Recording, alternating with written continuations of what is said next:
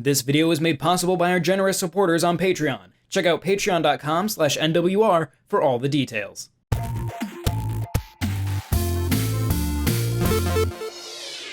Hello, everyone. Welcome to what some of you may feel like is a weird video episode of Connectivity, but it's not. My name is John Rairdin. I'm the director of NintendoWorldReport.com. Hi, I'm Neal Ronaghan, owner of NintendoWorldReport.com. If you've never listened to Connectivity, this is sort of the usual crew for that. And that's one of NWR's podcasts. And on it, we will often talk about Xbox because we both like Xbox and enjoy talking about it, despite being a Nintendo podcast. I like all video games. We just like video games in general. Yeah. I did go to the dark side. I got a PS5 recently, and I'm playing that way more than my Xbox Series X. But I did get an Xbox Series X at launch. So, yeah, credit. And there has been so much news and things coming out about Xbox and their potential future that the internet at large seems to be losing its mind over, that we kind of figured, hey, some of this will feed into Nintendo. And I think we have some interesting, hopefully well-rounded, thought-out takes on it. So we thought we'd do kind of a quick discussion on what it means for Nintendo, for Xbox, and for the industry at large. Which, of course, means that probably Microsoft will release something tomorrow that makes all of this inaccurate immediately. They might. I mean, Phil Spencer, CEO of Xbox, I think that's his title. He did say next week, but who knows? There's a lot of stuff going on. Who knows what nonsense will happen? So the main thing is there's been a bunch of reports come out. Essentially, it was like there was an embargo on this leak. I assume one person leaked and then everybody else was like, okay, go, we're good. Yeah, I believe The Verge was the first one to go. And it's been bubbling up for a while. A couple weeks ago, there was talk about Sea of Thieves going multi-platform. Mm-hmm. And then Hi-Fi Rush, the Bethesda Shadow Drop from last year, there was some stuff that was data mined. Some shirts, in-game shirts that heavily referenced Switch and I guess technically PlayStation. The PlayStation one is just like, we're here, whereas the Switch one is like, play it wherever you want, which makes more sense. And then the bombshell was The Verge reporting that Microsoft was planning to release the Indiana Jones game shortly after its launch on Xbox, launching it on PlayStation 5, and then also bringing Starfield to PlayStation 5. Was there a timeline put on that, or was it just at some point? For Starfield, the timeline that I saw, which once again, all this is totally unconfirmed at this point, but the timeline that I saw was once the DLC expansion for Starfield comes out on Xbox, then some point after that it would come out on PS5. That DLC is planned to come out at some point this year. I don't think we have a firm date or timeline on that yet. So could be by the end of the year, could be early next year. Who knows? The internet at large has kind of freaked out about this. Is Xbox going third party? Are they going to stop making systems? Are they doomed? And you and I have talked about Xbox a lot over the last few years, because I think we're both of the opinion that, especially since launching the Series X and S, Xbox has sort of had a weird strategy that's been very different from how PlayStation and Nintendo operate. They operate on a grander, they're not just a console. They have this larger ecosystem. And I think that kind of goes back to where their console line even started. When you go back to the original Xbox, that system started as a console that was made to leverage being able to bring games across from PC. So the original Xbox was how we got, that was the first way that Elder Scrolls came to consoles. And then the reverse of that is you had Halo going over to PC. And it was this thing where it was, you have PlayStation and Nintendo where the games are for those systems. What if we made a system that was built to be able to have this stuff go across it? So even from the start of this company, it's always sort of been a spin-off of Windows. And has always been sort of this larger platform. It was kind of forward thinking too, because what is the PlayStation 5 and Xbox Series X if not PCs that are customized? It's very similar architecture. Really, Nintendo with the Switch, and even that is kind of homogenized too. Nintendo with the Switch is the thing that's a little bit more oh, look at this. This is different. Everything else is kind of just PC architecture with a new hat on it. So I think that vision was pretty clear at original Xbox. I think that during 360, we saw them go much more traditional with their setup. And I think that sort of skewed people's visions of what that platform was. Like 360 is a very console-y console. And now we've started to see them work back to what that platform originally was, of doing stuff across a wider variety of platforms. And I just don't think people know how to deal with that. Because essentially especially since they launched Game Pass, is when it's become very clear that they're not really worried about you playing on an Xbox. They would love it if you played on an Xbox and bought an Xbox. That's maybe the premier way to play their stuff, but they kind of just want you to be able, they want you to buy into a service more so than they want you to buy into a specific physical platform. And I don't think people are used to that. And I think now we're kind of seeing that kind of move forward, and people don't know how to react to it. Yeah, I mean, you look at the past decade of video games, were really, coming out of the gate, Xbox with the Xbox, the first Xbox. Yes. The names are weird. The first Xbox came out, and PlayStation 2 had already won. Yes, Sony and PlayStation 2 just mopped the floor with everybody. Xbox and GameCube were fighting for scraps. I think at the end of the day, I think Xbox was a little bit ahead, but it was very much like fighting for second place. Xbox 360 comes out in 2005 and is the dominant console for the longest period of time that generation. I know the Wii came out, but that, honestly, looking to the Wii, that's a good example of how platform holders can both succeed doing completely different things. Because you look at that entire generation, even the PlayStation 3, by the end of that generation, did well. It started off terribly. And the Xbox 360, from when it launched in 2005 to when the Xbox One came out in 2012, Xbox 360 was doing great. Maybe not top of the market, because the Wii had the top of the market for a couple of years there, but over that 7-year period did fantastically well. Yeah. Then at least within the context of not Japan. Yeah. America, especially. Europe, it did well. Japan, nobody has ever heard of it, but in America, there is no, really no argument exists saying that the Xbox 360 did poorly. You can make an argument that maybe the Red Ring of Death was some bad PR that lingered. Sure. But the Xbox 360 was great. The Xbox One came out, and Microsoft and Xbox trying to do their thing of that was making it more of an all-in-one entertainment system. Really fumbled the messaging with that, although once again, very forward thinking. Absolutely. Yes. Yeah. Especially in a generation where realistically those systems pretty much so their main thing there was, people reacted very negatively to the always online element of Xbox One when it was announced. Guess what the PS4 and Xbox One both essentially have to do, and the Series X and the PS5 essentially have to do, and even the Switch, they're largely always online. Xbox just made the mistake of saying it out loud. Yeah. I mean, it was a bad marketing presentation for the Xbox One, and that helped. I think the PlayStation 4 had a very good presentation, very good marketing pitch. PS4 did great. Xbox One cratered, ruined a lot of the goodwill from the 360 era. And then we get to the end of that generation, which is when Microsoft really took that concerted effort of leaning into Game Pass. Early on, Game Pass was an incredible value, largely because it's like a out of the tech playbook, where you make something very appealing and attractive and get people in on the ground floor, and then you raise the money, make the product less good. Hi, Netflix, how you doing?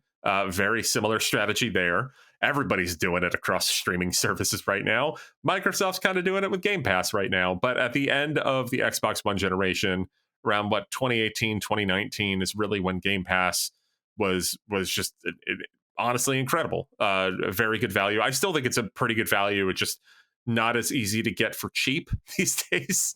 If you're not actively playing games, then maybe you shouldn't have a monthly subscription. Right. It depends on what your play style. I will say I still have a full price subscription to Game Pass Ultimate and use it on a very, very regular basis. So depending on what your play style is, I still think it can still be a very good value. Yeah. it is a good value. It is not a stupidly good value like it was for there was the early days. Was a point where it was like, why wouldn't? Well, and there were such easy, just like, oh, if you push this button, you can just get every month for $1. I guess I'll push that button then. Yeah, there was a lot of that early on. But Game Pass really revealed what Xbox's grand strategy was. That was also in 2018 was when they started announcing a lot of the purchasing of studios, because there was a weakness throughout that generation of not really having a lot of good first party support. That, Compulsion Games, Double Fine, Ninja Theory, a whole slew of companies that were bought during that time. 2020 is when the Bethesda purchase happens, right? Is it 2020 or 2021? Crap. I can't remember off the top of my head, but in that window. And then Xbox Series X and Series S come out at the end of 2020. Because of COVID, hard to find, did very well out of the gate. But then that's when the cracks in the foundation started to happen. Halo Infinite did not make launch in 2020. And it's part of my grander theory with a lot of what's happening with Xbox right now is that COVID destroyed them. Microsoft had a plan. It was to create Game Pass as a platform, have that platform go, or like have that platform be on Xbox systems, have it be on PC, start to expand to cloud gaming, playing on your phone or playing on other like tablets that had that power. Talk to your Sonys, your Nintendos, maybe get Game Pass on those platforms as well. And that was Microsoft's strategy. At the same time, they bought up all these companies and were like, y'all gonna start making great games. All right, let's all spin up development, get you onboarded during a global pandemic. Yes.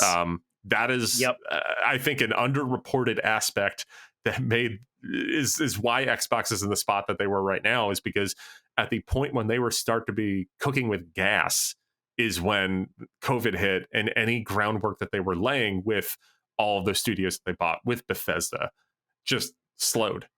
Which is why you have years where there weren't a lot of first party games. And the irony of this all is that I think they're starting to get to a point where they're actually going to have a good pace of those games. It should have happened a year or two ago if it weren't for COVID. Like that's last year, I believe it's the case that Xbox released more first party games than PlayStation did, which was a big deal for Xbox fans, because for so long, the argument that you would hear against Xbox from PlayStation fans was that, PlayStation has all the good exclusives, which essentially from, the launch of the PS4 until, last year was pretty much always true. And it wasn't like last year was the first year where you had like a really solid and consistent lineup of first party Xbox games, which I think also factors into why people are reacting the way they are to this potential news of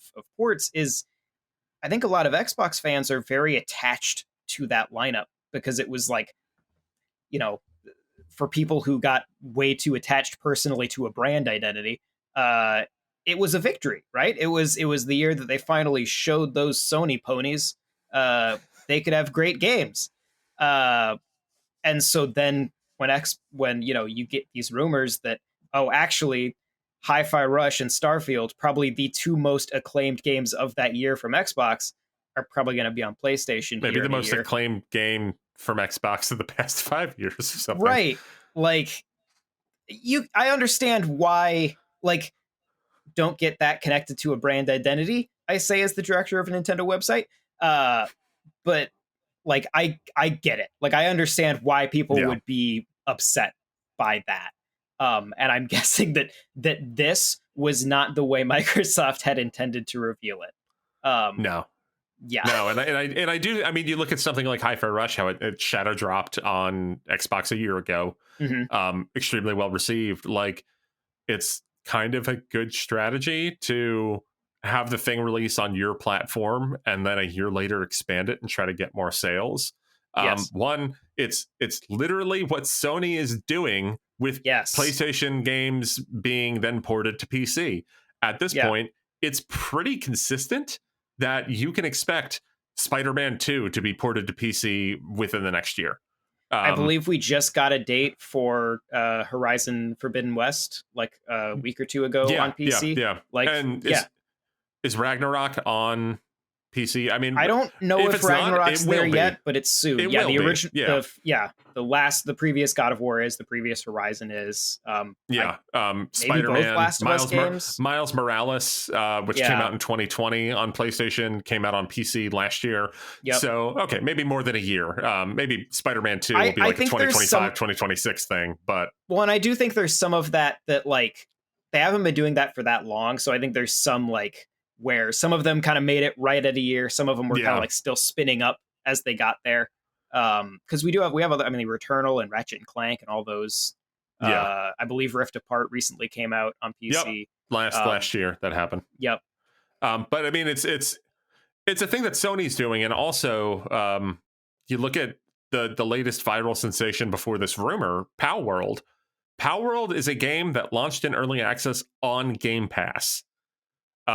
You look at that, where on Game Pass, I think however many millions of people are playing that on Xbox.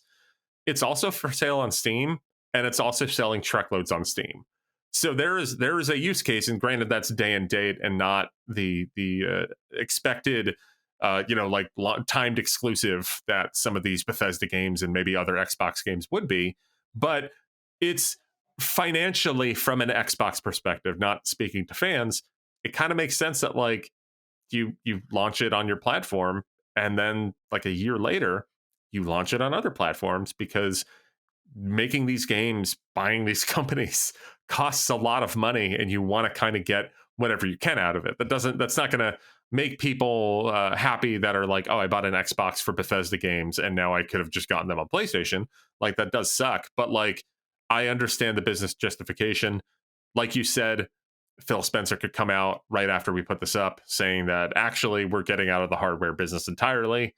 And all of the games are coming to PlayStation before they do on Xbox. Right. I don't expect that to happen. No, I don't either. And I think the other thing that's important... we don't want that to happen. No.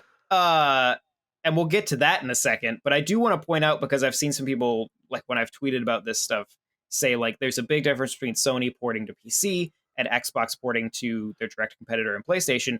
And it should be pointed out, PC is a Microsoft platform. like yes, like you're selling it through Steam, but assuming you're not running it on Linux or Mac, which most Steam users aren't, and I'm not sure if the PlayStation games are available on Linux and Mac or not. They might be on Mac. You're probably playing them on a platform where you paid for a Microsoft operating system. Like that, Xbox is an extension of Windows. Windows is an extension of Xbox. They are still porting it to a Microsoft platform, regardless of if it says Xbox on the outside of it. Thought that was important to point out, to clarify that they are still porting to their competition, regardless of if it's actually the Xbox or not. But it really is, it does come back to it that no matter where I sit, I mean, I'm in a privileged spot where I've got a Switch, PS5, and a Series X in my household. So wherever these games wind up, I'll probably be there. But even still, it's good to have that competition. And it's right.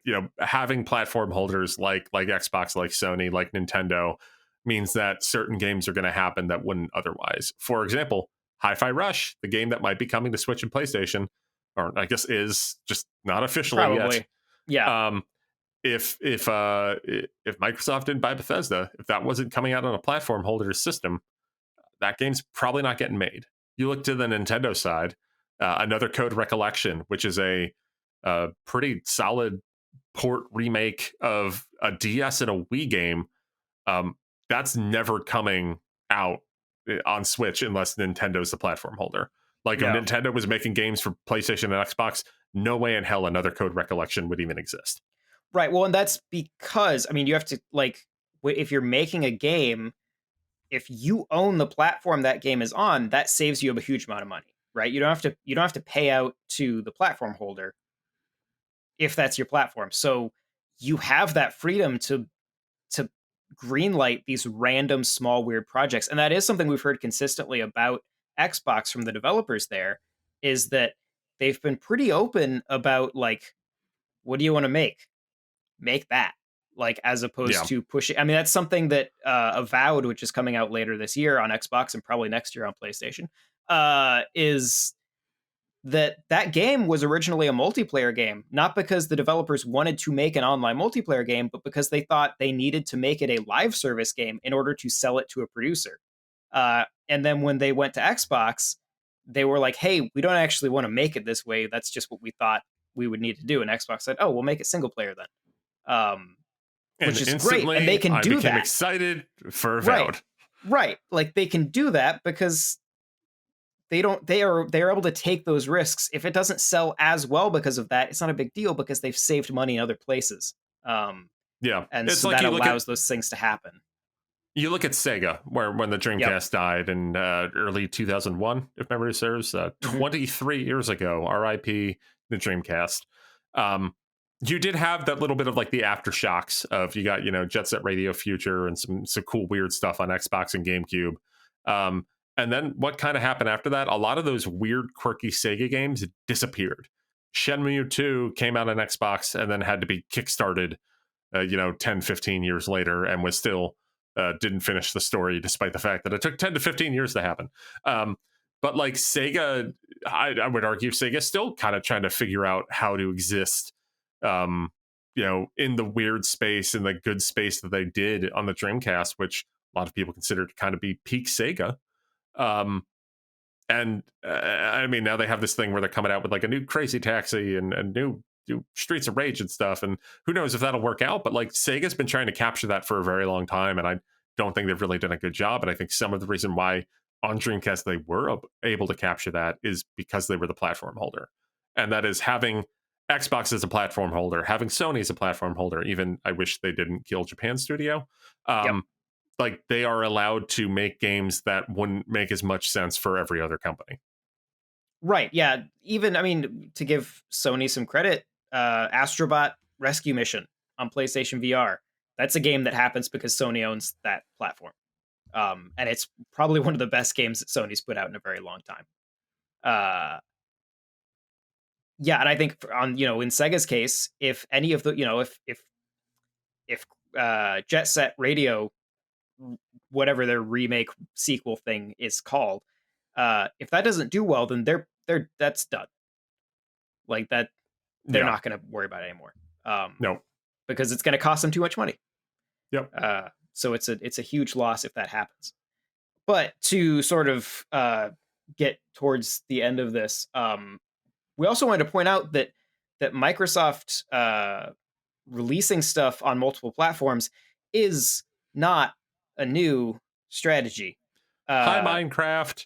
Yeah. So you have Minecraft dating back to 360 PS3 era. At that point, I believe there was some contracts in place, right? So like that's fair. Everything with Minecraft past that, so the PS4 version and the Vita version, the 3DS version, and the Wii U version. Minecraft Dungeons, Minecraft Legends. Yep. Minecraft Story Mode. None of those were contractually obligated to come out anywhere except for Xbox platforms. They all did. That's a ton of multi-platform games. The most recent one of those, Minecraft Legends, came out last year on everything. Since then, we've also had, Ori and the Blind Forest and Ori and the Will of the Wisps are both out on Switch. Do those come out on PlayStation? I kind of assume they did, but I'm not sure. I'm actually not totally sure. I think so. Okay. But yeah, so but at least on Switch. Running a Nintendo website, the weirdness of reaching out to Xbox PR to get a review copy of Ori and the Blind Forest. Also had to do the same thing of, I did it recently because a new MLB The Show is coming out in March. I have to talk to Sony PR for that. When those games all got announced, I was like, how do I do this? I've been doing a Nintendo website. I haven't had to talk to Xbox or Sony PR. Yeah. But that's the world that we live in. And even going back to when Ori was announced, I mean, there were a lot of rumors before then. This would have been 2019, 2018. And there was stuff there about Microsoft wanting Game Pass on Switch. I seem to remember some rumors about like, oh, is Halo going to be in Smash Brothers? That's when Banjo-Kazooie was announced for Smash Brothers. A lot of those things, like, it's Microsoft and Nintendo working together. Like, it would not be out of the realm of possibility to see, I don't know, Rare Replay come to Switch at some point. I'm kind of surprised it hasn't happened, honestly. Yes. It would probably make a lot of money and make a lot of people happy. I feel like that's... I mean, well, it depends on how much of it winds up on NSO first, but like I feel like that's a thing that could definitely happen. Yeah. And a couple more, Xbox ports. These were contractually obligated, but spoilers, Microsoft has the money to buy out of contracts if they want to. Both Ghostwire Tokyo and Deathloop came out PlayStation first after they were acquired by Xbox. They didn't have to. If Xbox wanted to buy their way out of that contract, they could have, and it would not have been a big deal for them. They have been releasing on multiple platforms for a very long time and on a very consistent basis. Yes, the two that we're talking about for Indiana Jones, for Starfield, to a lesser extent Hi-Fi Rush, yes, those are games that were more distinctly developed under them, but it's still not horribly out of character for their strategy for the past 10 years. It's just not that surprising, and I don't know that there's a huge reason to get too worked up about it. Maybe and I wouldn't be surprised if Phil Spencer next week in this whatever strategy update they're going to give, if he comes out and says a lot of platitudes and talks about how like Game Pass is our hub and everything else will be spokes, and it will be on a case by case basis. Which is what they've been. We literally have quotes of them saying that in 2020. Yeah. And Call of Duty will be a multi-platform game still under Microsoft's tutelage. Yep. And I mean, it almost felt weird how like Starfield was like no PlayStation version, because Bethesda always kind of seemed like the company where it's like, I don't know, some of these games seem pretty big. Like maybe you do still keep them multi-platform. And that might be the conclusion that Xbox came to, is that like, actually, if we want to reach the widest audience and, do this the right way, maybe we need to make these multi-platform in a similar way that Sony looked at their first party games and were like, how do we reach a wider platform? PC ports. Well, because those games are expensive. Yep. Like, games are not as cheap to make as they used to be. You need Spider-Man to find, 2 sold very well and has not broken even. Yeah. Yeah. So it's, I think we're going to see more, like, at some point, it's really just going to be Nintendo in this island of exclusivity. Yep. That's why people are so obsessed with emulating Nintendo games. It's going to happen for all of them. It already has happened for PlayStation. It's already happened for Xbox. This isn't new. And I don't think there's any reason to panic, but I am excited because I want to play Hi-Fi Rush on my Switch. Like to play Recore on my Switch too, if we could. Oh man, we could rewind back to that. Yeah, let's go Recore. Bring it back. Y'all waiting for Metroid Prime 4? Play what the guys who first made Metroid Prime made like 10 years ago. Yeah, it's pretty good. And the Mega Man guy. It's way better than Mighty Number 9. I mean, it came out. Yeah. All right. With that, I think we'll wrap this up. If you enjoy listening to me and Neil talk about Xbox, but also like Nintendo stuff, I suppose, you can check us out on a fairly weekly basis. Though ironically, I think not this week, on NWR Connectivity. That is our podcast with us and other members of the NWR staff. That's a lot like this, but without video, and you listen to it as a podcast. All right. Bye, everybody. Bye. This video was made possible by our generous supporters on Patreon. Did you know that Nintendo World Report is funded directly by fans like you? When you support Nintendo World Report on Patreon, you get immediate access to multiple exclusive podcasts every month, exclusive Discord channels, an early look at select content, and more. All for as little as $1 a month. Check out patreon.com/NWR for all the details.